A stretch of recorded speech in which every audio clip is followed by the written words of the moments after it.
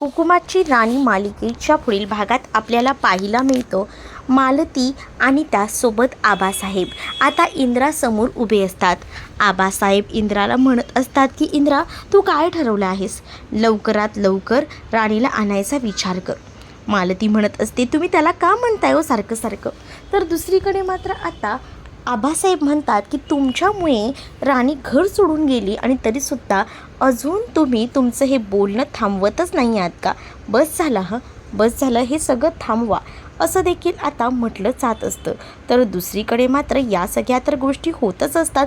तर इथे राणीलासुद्धा तिची आई जी आहे ना ती ओरडत असते आणि राणीला तिची आई म्हणत असते की काय करताय हे राणी?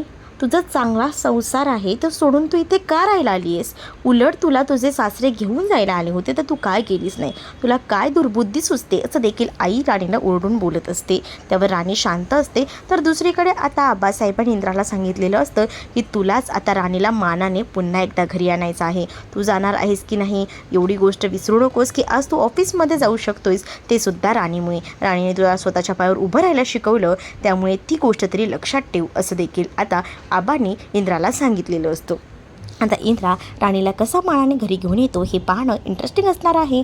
तुम्ही जर आपल्या चॅनलवर नवीन असाल तर चॅनलला नक्की सबस्क्राईब करा. चला तर मग भेटूया पुढच्या भागात. तोपर्यंत टाटा बाय.